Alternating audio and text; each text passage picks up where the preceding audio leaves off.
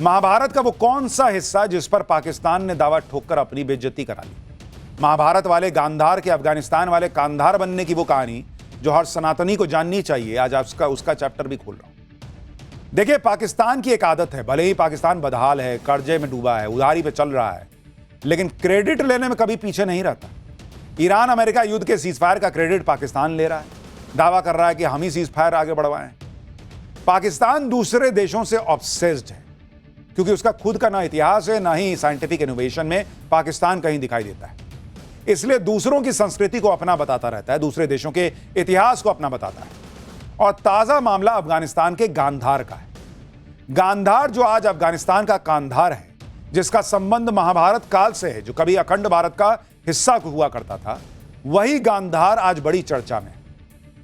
गांधार को लेकर पाकिस्तान और अफगानिस्तान भिड़ गए।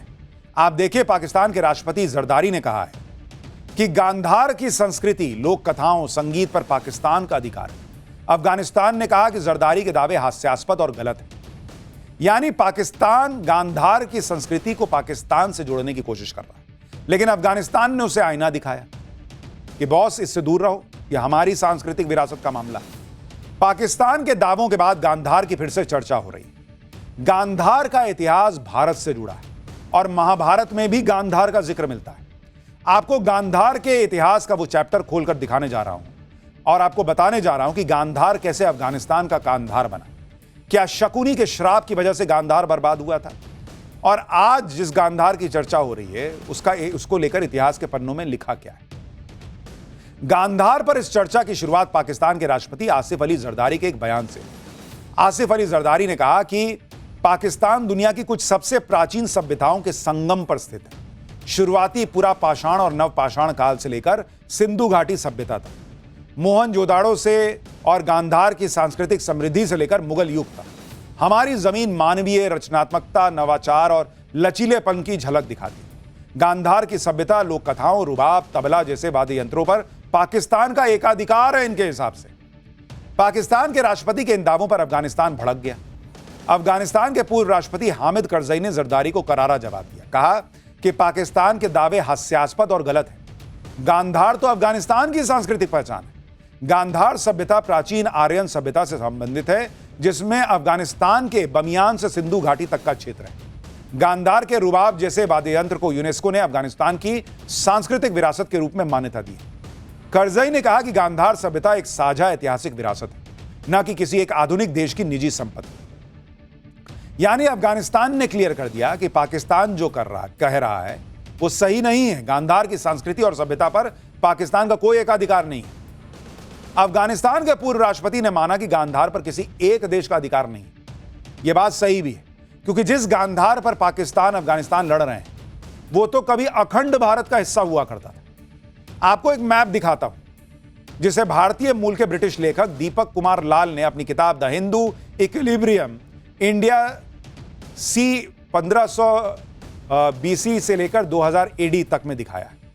इस मैप के मुताबिक गांधार भारत का हिस्सा था और भारत के 16 महाजनपदों में से एक था। यह अखंड भारत का मैप है और इसमें पूरा पाकिस्तान और अफगानिस्तान दिखाया गया, और जो आप हिस्सा देख रहे हैं गोल सा, वो है गांधार। यानी गांधार का सीधा कनेक्शन भारत से।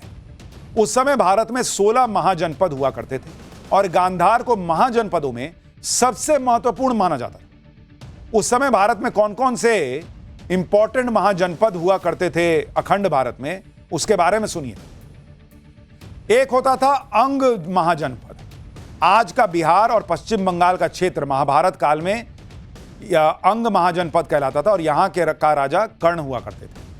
मगध सबसे शक्तिशाली महाजनपद था। आज के बिहार का क्षेत्र महाभारत काल में जरासंध यहां के राजा थे। कोसल महाजनपद, यह अयोध्या और उसके आसपास का क्षेत्र, यहीं पर भगवान राम का जन्म हुआ था। इसके अलावा था कुरु महाजनपद, दिल्ली और हरियाणा के आसपास का क्षेत्र। महाभारत काल में धृतराष्ट्र यहां के शासक थे। फिर था पांचाल महाजनपद, महाभारत काल में द्रुपद शासक यहां थे। फिर था मत्स्य महाजनपद, जो कि आज के राजस्थान का क्षेत्र है। महाभारत काल में यहां के राजा विराट हुआ करते थे। गंधार महाजनपद, जो कि अफगानिस्तान पाकिस्तान का क्षेत्र आज की डेट में दिखाया गया है। महाभारत काल में राजा सुबल यहां पर राज करते थे, जो शकुनी के पिता थे। भारत के इतिहास में गांधार का बहुत महत्व है। महाभारत के युद्ध में गांधार का बहुत बड़ा योगदान था। महाभारत के सभा पर्व में गांधार के बारे में क्या लिखा है, सुनिए। महाभारत में गांधार को रणनीतिक और व्यापारिक केंद्र बताया गया। गांधार उत्तर पश्चिम सीमा पर था, जहां से मध्य एशिया और भारत में व्यापार होता था। ट्रेड रूट होने की वजह से गांधार काफी धनवान और वाणिज्यिक रूप से मजबूत था। गांधार इतना अमीर था कि वो महाभारत काल में सम्राट युधिष्ठिर को उपहार भेजा करता था। महाभारत में गांधार की सेना के घोड़ों और सैन्य प्रबंधन की प्रशंसा की गई। शक्तिशाली और समृद्ध होने की वजह से गांधार के संबंध कुरु साम्राज्य से बने हुए थे। गांधार के राजा की पुत्री गांधारी का विवाह धृतराष्ट्र से हुआ था। यह विवाह सिर्फ पारिवारिक नहीं बल्कि राजनीतिक गठबंधन भी था। गांधार की राजधानी तक्षशिला का तो अलग ही जलवा हुआ करता था। तक्षशिला दुनिया भर में अपने ज्ञान और संस्कृति के लिए प्रसिद्ध थी। तक्षशिला का इतिहास तो रामायण काल से भी जुड़ा हुआ है। कहा जाता है कि भरत के बेटे तक्ष ने तक्षशिला की स्थापना की थी। तक्षशिला में ही दुनिया का पहला विश्वविद्यालय बनाया गया। तक्षशिला विश्वविद्यालय करीब 2700 साल पहले बना था। तक्षशिला में पढ़ाई करने के बाद ही चाणक्य आचार्य बने थे। बाद में चाणक्य ने चंद्रगुप्त मौर्य को भी पढ़ने के लिए तक्षशिला भेजा।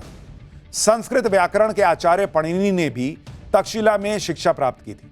तक्षशिला में एक साथ करीब 10,000 छात्र पढ़ाई करते थे उस समय। बॉस सोचिए, वेद की पढ़ाई, गणित की पढ़ाई, व्याकरण समेत 64 विषय यहां पढ़ाए जाते थे तक्षशिला में। 2700 साल पहले की बात बता रहा हूं आपको। यह है हमारा गौरवशाली इतिहास जिसके बारे में बताया नहीं जाता।